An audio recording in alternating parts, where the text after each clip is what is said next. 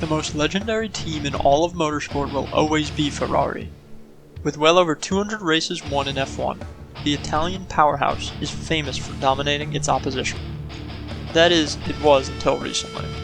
Since winning 5 championships in a row with Michael Schumacher, and then a few more Constructors' Championships in the 2000s, Ferrari has slowly stumbled its way downhill to become what is nearly a midfield team.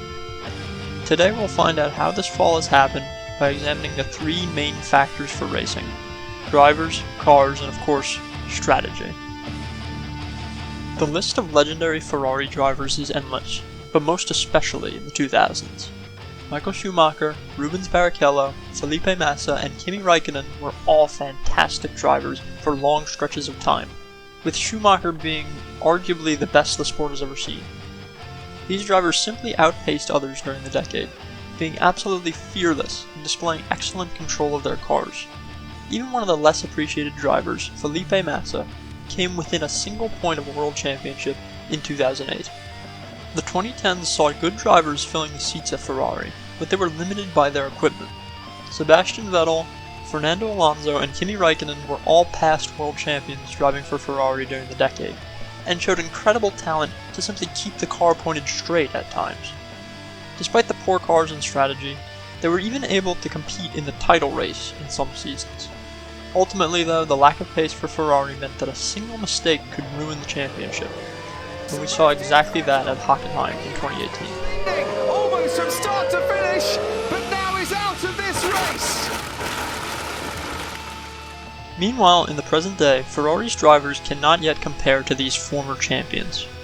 Charles Leclerc and Carlos Sainz are very good drivers, with Charles being perhaps the best driver in Formula 1 at qualifying currently. However, they both suffer from inconsistency.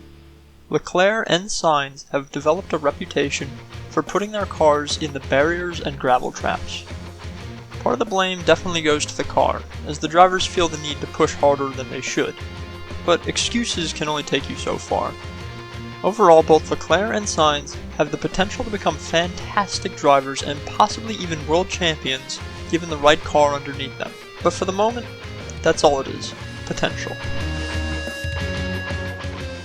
Some of the most dominant cars in Formula 1 history were developed by Ferrari in the early and mid-2000s. Cars like the F2004 were masterclasses in design and absolutely dominated the sport, with Schumacher and Barrichello easily securing a 1-2 finish in the Drivers' Championship and a Constructors' Championship. In 2002, the car was so dominant that the drivers had time to play chicken to the finish line on the final lap. As the decade went on, the cars continued to be extremely fast, easily winning the Constructors' and Drivers' Championship in 2007, and nearly winning both again in 2008. 2009 was truly the beginning of the end for Ferrari, starting off the first 3 races of the season with 2 DNFs and 0 points.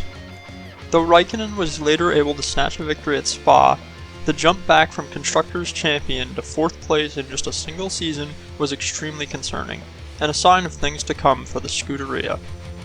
The 2010s saw some of the worst cars in Ferrari history. Everything that could be flawed was flawed, whether it was qualifying pace, race pace, reliability, or stability. Many of the cars lacked compared to the dominant Red Bulls and Mercedes of the decade. Despite all of these down years, a few cars were somehow capable of challenging for the championship throughout the decade.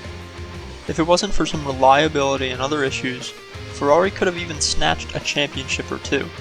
The 2012 Drivers' Championship was a good example of this. Fernando Alonso iron-willed his way to 3 wins and 13 podiums throughout the season, and would have even won it all if it wasn't for Romain Grosjean flying into him in Belgium. The past few years have been a different story for Ferrari.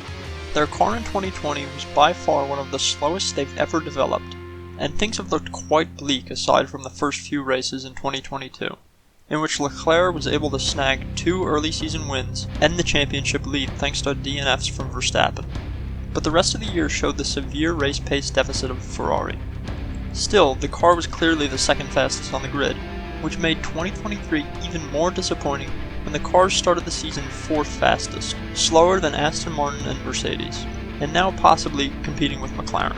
It seems the only thing Ferrari can do is hope their upgrades will help close the gap over the next few years. Otherwise, it looks like their next chance at developing a car to compete with Red Bull will be when the new regulations are enforced in 2026.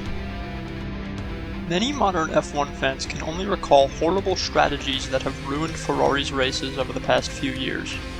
But in the 2000s, Ferrari was not just dominant with drivers and cars, but also their in-race tactics.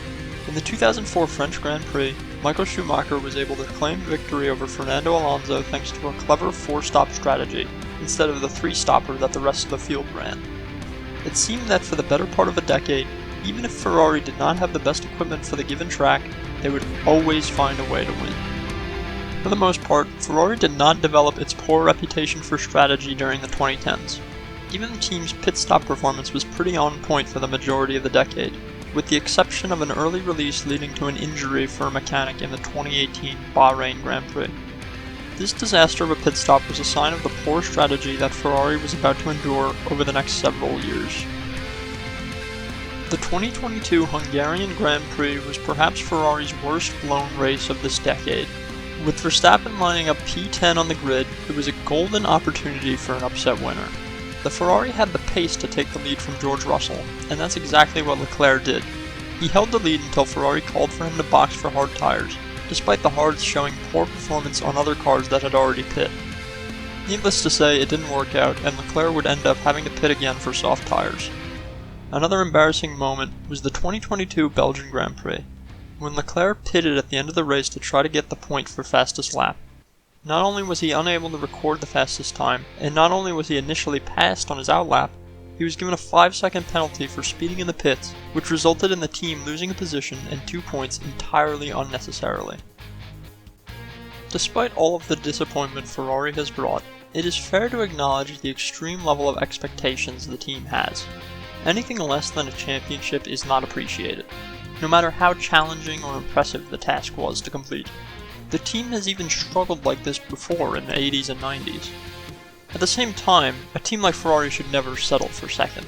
We can only hope that team principal Fred Vasseur can lead the Scuderia down the right path and return the Italian powerhouse to its former glory. Thanks for watching, everybody.